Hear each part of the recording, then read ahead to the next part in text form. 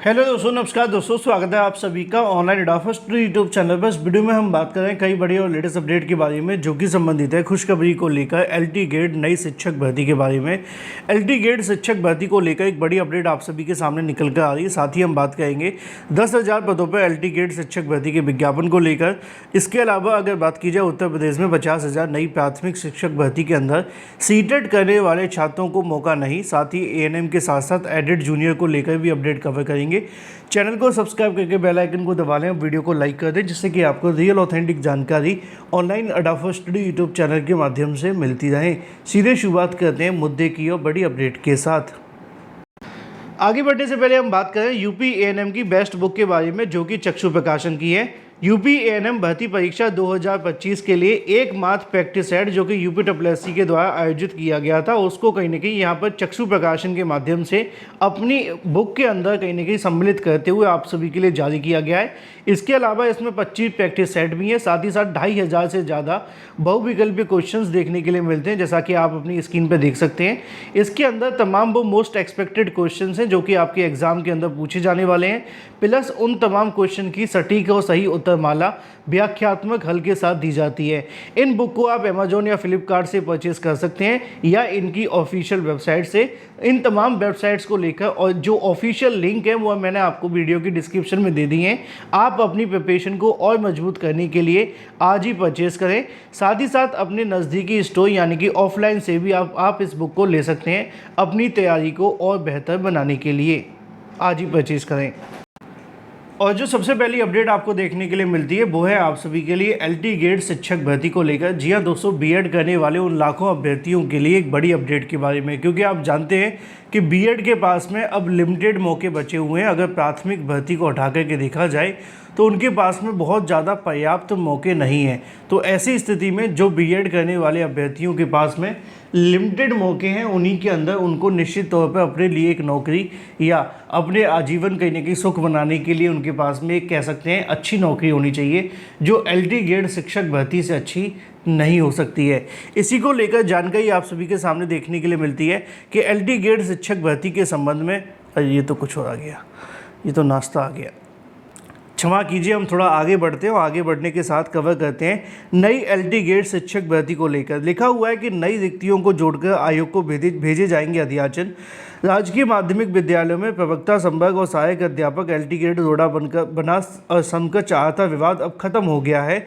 समकक्ष अहर्ता स्पष्ट किए जाने के बाद कहीं ना कहीं जो प्रस्ताव को कैबिनेट से मंजूरी मिल जाने के बाद अब नियमावली में संशोधन किया जाएगा। इसका नोटिफिकेशन जारी होने के बाद शिक्षा निदेशालय सभी मंडलों को और संयुक्त शिक्षक जो शिक्षा निदेशक है उनसे जुड़े हुए रिक्त नए पदों को विवरण मंगाकर पुरानी रिक्तियों में जोड़कर उत्तर प्रदेश लोक सेवा आयोग को नए सिरे से अध्याचन भेजेगा।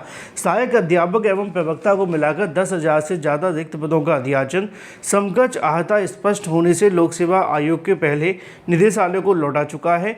समकक्ष अहर्ता स्पष्ट नहीं हो पाने के कारण भर्ती कई सालों से लटकी हुई थी, मामले कोर्ट में जा रहे थे, जिसके कारण उत्तर प्रदेश लोक सेवा आयोग नए विज्ञापन को जारी नहीं कर पाया था।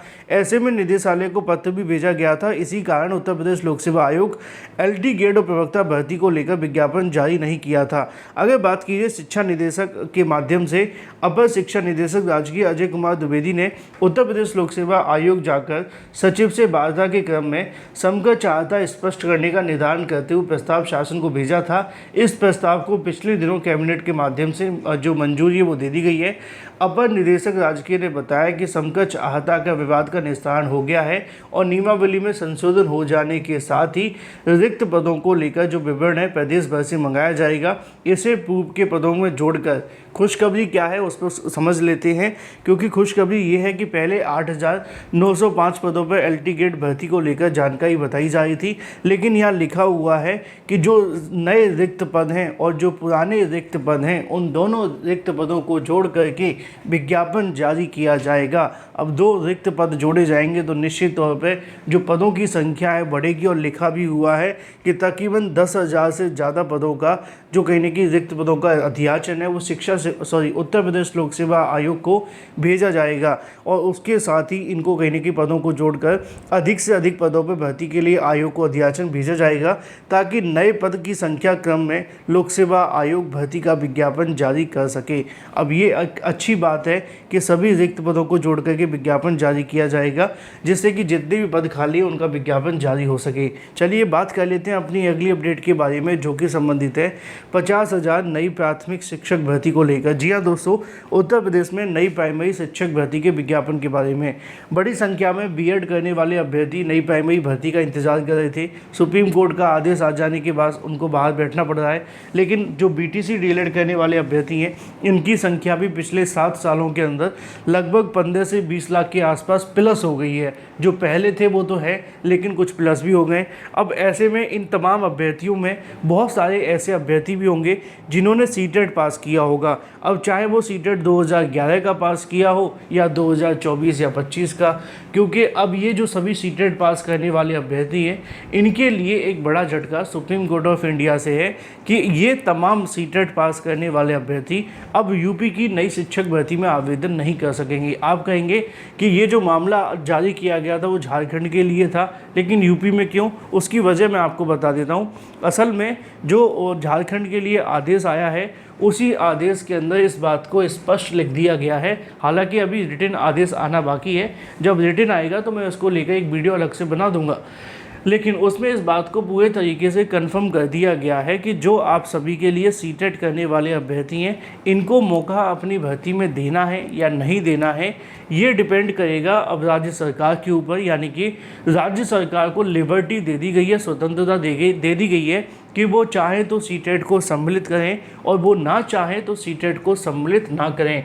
ऐसी स्थिति में एक बड़ी चीज़ आप सभी के लिए ये है कि अब सीटेट करने वाले अभ्यर्थियों को यूपी में भी शामिल करने पर जो सीएम योगी है वो विचार कर सकते हैं, क्योंकि यूपी के अंदर भी बड़ी संख्या में यूपी टेट पास करने वाले अभ्यर्थी हैं और जितने ज़्यादा यूपी टेट पास करेंगे उतना बेनिफिट उस सरकार को होगा जो वर्तमान में वहाँ पे होगी। अब चाहे वो मामला यूपी का हो, बिहार का हो, राजस्थान का हो। राजस्थान में पहले से ही आप जानते हैं कि रीट परीक्षा आयोजित की जाती है।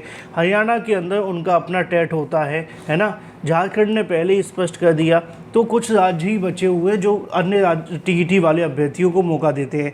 एमपी में आपने देखा होगा, अगर आपको एमपी में शिक्षक बनना है तो वहाँ पे वहाँ का ही टेट पास करना पड़ता है, तभी आप शिक्षक बनते हैं, है ना।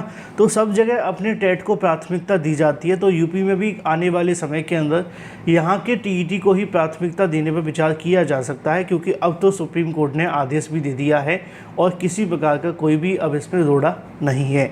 बात कर लेते हैं अपनी अगली अपडेट के बारे में जो कि संबंधित है UPSSC ANM के एग्ज़ाम को लेकर। UPSSC ANM एग्ज़ाम को लेकर काफ़ी समय से अभ्यर्थी सवाल पूछ रहे थे कि कब तक ये परीक्षा होने की संभावना है। अधिकारियों के माध्यम से प्राप्त जानकारी के अनुसार ये जो परीक्षा है उसको लेकर उत्तर प्रदेश अधीनस्थ सेवा चयन आयोग के माध्यम से इस परीक्षा को आप सभी के लिए अप्रैल के लास्ट में कराए जाने पर विचार किया जा रहा है। जल्द ही इसको लेकर एग्ज़ाम डेट की अनाउंसमेंट भी की जाएगी। एडिड जूनियर शिक्षक भर्ती को लेकर बहुत सारे अभ्यर्थी सवाल पूछ रहे थे सर इसके बारे में कोई जानकारी नहीं दी गई है। अभी तो बताया गया था जनवरी के स्टार्टिंग में कि इसके आवेदन होने जा रहे हैं, जनवरी ख़त्म भी हो गया, फरवरी लग गया। तो जो अधिकारियों से जानकारी मिल रही है उसके मुताबिक अभी सरकार और आयोग कह सकते हैं, आयोग तो नहीं कहेंगे, अधिकारी कहेंगे, तो वो कहीं ना कहीं बिज़ी हैं आप सभी के महाकुंभ के अंदर। एक बार महाकुंभ के समापन के बाद ही इसके बारे में कुछ अधिक जानकारी मिलेगी, क्योंकि अधिकारियों से इस बारे में कोई ठोस आश्वासन अभी नहीं मिला है। Thank you for watching this video.